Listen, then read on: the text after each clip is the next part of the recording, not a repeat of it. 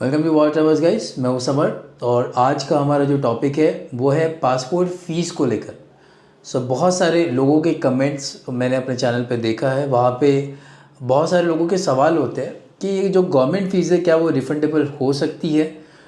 इसके बारे में हम पूरा डिटेल्स में इस वीडियो में जानने वाला है। इस वीडियो को अंत तक देखना, आपको क्लैरिटी आ जाएगा। हम हर सिनेरियो की बात करेंगे कि कौन कौन से टाइम पे आप इसको रिफंडेबल कर सकते हो या नहीं कर सकते हो, क्या आप इस फीस को ट्रांसफ़र कर सकते हो। तो इसके जितने जो क्वेश्चंस है वो सारे इस वीडियो में कवर करने वाला है। बिना किसी देरी के लेट्स गेट स्टार्टेड।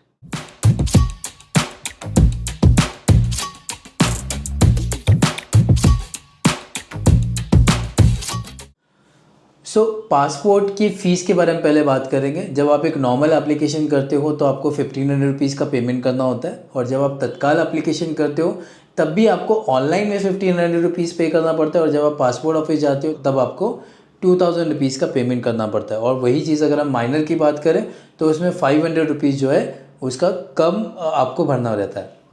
अब जब आप ऑनलाइन पेमेंट करते हो, जब आप पासपोर्ट बनाते हो, तो बिना ऑनलाइन पेमेंट किए आप कभी भी जो है अपॉइंटमेंट नहीं ले सकते हो।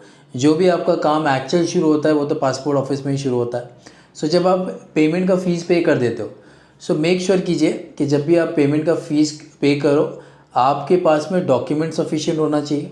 दूसरा, आपने जो भी डॉक्यूमेंट्स दिया है वो डॉक्यूमेंट्स करेक्ट होना चाहिए, ना उसमें कोई स्पेलिंग मिस्टेक हो, ना उसमें कोई इशू होना चाहिए। ये सारी चीज़ें आपको पहले ही क्लियर करना है, तभी आपको पेमेंट करना है।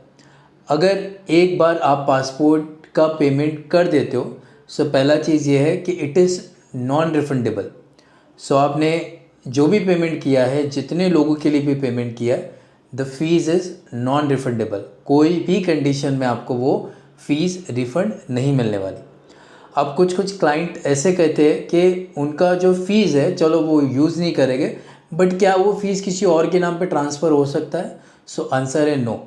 आपने जो नाम से आपका एप्लीकेशन भरा था वही एप्लीकेशन आप जो है ले जाकर उसी एप्लीकेशन पे आप डेट अब बुक कर सकते हो। इवन अगर आप पासपोर्ट ऑफिस, आरपीओ ऑफिस को भी रिक्वेस्ट करते हो कि ये जो मेरा फ़ीस है किसी और के नाम पे ट्रांसफ़र किया जाए, ये भी केस एक्सेप्ट नहीं होता है, क्योंकि ये पासपोर्ट ऑफिस की पॉलिसी है। अब हम थर्ड केस की बात करते हैं। अब हम बात करते हैं कि पासपोर्ट ऑफिस से आपका एप्लीकेशन एक्सेप्ट हो गया, बट जब वेरिफिकेशन के लिए आप गए तो आपका एप्लीकेशन जो है वो रिजेक्ट हो गया। मतलब पुलिस ने या आगे जो भी सीआईडी ऑफिस होता है, कमिश्नर ऑफिस होता है या एसपी ऑफिस होता है, वहाँ पे आपका जो फाइल है रिजेक्ट हो गया। कुछ कारणों की वजह से हो सकता है आप वो एड्रेस पे नहीं रह रहे थे, हो सकता है कि आपने जो डिटेल्स दिया है वो इनकरेक्ट है, आपने चीज़ें कुछ ऊपर नीचे दिखाया, तो ऐसे रीज़न हो सकता है जिससे आपका जो एप्लीकेशन है वो रिजेक्ट होता है। ऐसे केस में अगर आपके जो एप्लीकेशन है वो रिजेक्ट होता है, आपको ज़्यादा कुछ नहीं करना है, जो डॉक्यूमेंट्स है वो करेक्ट करना है, और आपका जो पेमेंट वैलिडिटी रहता है वो एप्लीकेशन से 1 साल का रहता है। सपोज़ आपका एप्लीकेशन जो है रिजेक्ट हो गया, आप उस एड्रेस पे अवेलेबल नहीं थे उस रीज़न की वजह से, या आपका एप्लीकेशन पुलिस में रिजेक्ट हो गया क्योंकि आप वहाँ पे रह नहीं रहे थे, मतलब आप उस एड्रेस पे स्टे नहीं कर रहे थे, इसके लिए आपका एप्लीकेशन रिजेक्ट हुआ। ऐसे टाइम पे आप क्या करते हो, आप अपने डॉक्यूमेंट्स को सही कर आप रीजनल पासपोर्ट ऑफिस का अपॉइंटमेंट बुक करते हो, और within 1 year of the date of application, या आपने जिस दिन पेमेंट किया है उस डेट से लेकर 1 साल का पीरियड आपके पास में रहता है। उस पीरियड के अंदर कभी भी आप पासपोर्ट ऑफिस में जाकर आपके प्रोसेस को करेक्ट कर सकते हो, और जो आपने फ़ी पे किया है उसको यूटिलाइज़ कर सकते हो। कुछ लोग ऐसे करते हैं, वो क्या करते हैं, एक जगह से एक अप्लाई किया एप्लीकेशन, वो रिजेक्ट हो गया, इमीडिएटली दूसरा एप्लीकेशन करते हैं। दूसरा एप्लीकेशन जब वो करते हैं और पासपोर्ट ऑफिस जाते हैं, वहाँ पे वो एप्लीकेशन रिजेक्ट होता है। रिजेक्ट होने का रीज़न क्या है कि पासपोर्ट ऑफिस बोलता है पुराना वाला फ़ाइल आपका ऑलरेडी ओपन है, पुराना फाइल ओपन है तो हम आपको नया एप्लीकेशन नहीं देंगे। तो आपका इधर का भी फीस वेस्ट होता है, उधर का भी वेस्ट होता है। आपको जो भी एप्लीकेशन आपने भरा है, आपको 2 एप्लीकेशन भरने की ज़रूरत नहीं है। आप जो पहला वाला एप्लीकेशन उसी को सही करके उसी पे आप और क्या कर सकते हो, उसको सही करके आप जो है आपका फ़ीस जो है बचा सकते हो। अब कुछ केस में ऐसा होता है कि आपको पता लग गया कि आपने जब आप अपॉइंटमेंट के लिए जा रहे हो, अपॉइंटमेंट के पहले आपको पता लग गया कि आपका जो डिटेल्स है वो इनकरेक्ट है, बहुत ज़्यादा प्रॉब्लम आपने उसमें एप्लीकेशन में कर दी है। सो आप ऐसे टाइम पे क्या कर सकते हो, अगर आपके जो मिस्टेक्स है वो थोड़े बहुत है, ज़्यादा मिस्टेक्स नहीं है, तो आपको घबराना नहीं है, नया पेमेंट नहीं करना है। आप ऐसे टाइम पे पासपोर्ट ऑफिस में जाकर जो भी आपने मिस्टेक्स की है वो आप करेक्शन करवा सकते हो। पासपोर्ट ऑफिस में एक काउंटर होता है जो है काउंटर ए काउंटर पे जब आप जाते हो तो जो भी करेक्शंस आपको करवाना है, आपको सपोज़ आपका स्पेलिंग चेंज है वो करवाना है, आपको आपके पेरेंट्स का स्पेलिंग चेंज करवाना है, तो ऐसे केस में आप ए काउंटर पे जाके आपके करेक्शंस करवा सकते हो। You don't need to make payment again, क्योंकि जैसे मैंने बोला जो आपने ऑलरेडी पेमेंट किया है वो नॉन रिफंडेबल पेमेंट है, आपको फ़ीस जो है रिटर्न नहीं मिलने वाला। कुछ कुछ ऐसे केसेस होते हैं कि आप पासपोर्ट ऑफिस गए थे, पासपोर्ट ऑफिस ने आपको कुछ डॉक्यूमेंट लाने के लिए बोला, जैसे आपका एड्रेस प्रूफ नहीं है आपके पास तो आप एड्रेस प्रूफ लेकर आओ, या किसी ने बोला जो ऑफिसर ने बोला कि आपका ये स्पेलिंग मिस्टेक है, आप न्यूज़पेपर ऐड लेकर आओ। सो कुछ कुछ लोग क्या करते हैं, वो ऑब्जेक्शन आने के बाद में वो चीज़ को छोड़ देते हैं, जब उनके पास में टाइम रहता है या जब उनके पास अर्जेंसी आती है फिर वो टॉपिक बाहर आता है और लोग पूछते हैं कि भाई हमने तो पेमेंट ऑलरेडी किया था, अब उसका क्या मैं वही एप्लीकेशन पे अपना आगे का चीज़ें कंटिन्यू कर सकता हूँ? तो आंसर है यस और नो, दोनों चीज़। अब ये यस और नो कैसे है, जब हम यस की बात करेंगे तो यस आप कर सकते हो जब आप ऑनलाइन आपका फ़ाइल नंबर चेक करोगे और वहाँ दिखा रहा है कि आपका जो एप्लीकेशन है वो अभी भी क्लोज़ नहीं हुआ है। जब आप ऑनलाइन ट्रैक करते हो तो वहाँ पे close your file has been close करके एक स्टेटस दिखता है। अगर ऐसा कोई स्टेटस ऑनलाइन में नहीं दिख रहा है तो ऐसे टाइम पे आप उसी एप्लीकेशन को यूज़ करके आपका प्रोसेस आगे का कंप्लीट कर सकते हो।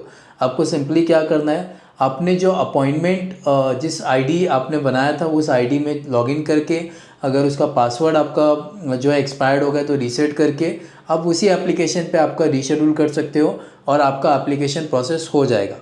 अभी जो फ़ीस रहता है वो 1 साल के लिए वैलिड है। सो जाहिर है कि अगर आपने अप्लाई किया है और आप 1 साल के अंदर ये कोशिश कर रहे हो अपॉइंटमेंट रीशेड्यूल करने की, फिर से पासपोर्ट ऑफिस जाने की, तो चांसेस 99% है कि आपका हो जाएगा। But when it comes to more than 1 year, 1 साल के बाद की अगर आप बात करोगे तो वो टाइम पे आपका जो एप्लीकेशन है वो एक्सेप्ट नहीं हो सकता है। अगर आपको फाइल ओपन भी दिख रहा है पर 1 साल हो गया है, सो ऐसे टाइम पे जब आप पासपोर्ट ऑफिस जाओगे तो पासपोर्ट ऑफिस वहीं पे आपका फ़ाइल जो है बोलेगा कि क्लोज़ हो गया, फिर से अप्लाई करके लेकर आओ। तो ऐसे बहुत सारे हमने पर्सनली हमारे क्लाइंट्स के देखे हैं जहाँ पे 1 साल के ऊपर हो गया था, हमने अपॉइंटमेंट बुक किए, बट जब वो पासपोर्ट ऑफिस पहुँचे तो उनको बोला गया कि आपका फ़ाइल क्लोज़ हो गया, आप जो है फिर से इसको अप्लाई कर लीजिए। तो ऐसे कुछ कुछ केसेस में होता है। सो अगर हम कंक्लूजन की बात करें, सो कोई भी कंडीशन में आपका फ़ीस जो है रिफंडेबल नहीं है। एक बार पेमेंट हो गया तो आपको आपके अपॉइंटमेंट लेटर पे भी लिख कर आएगा कि फ़ीस इज़ नॉन रिफंडेबल।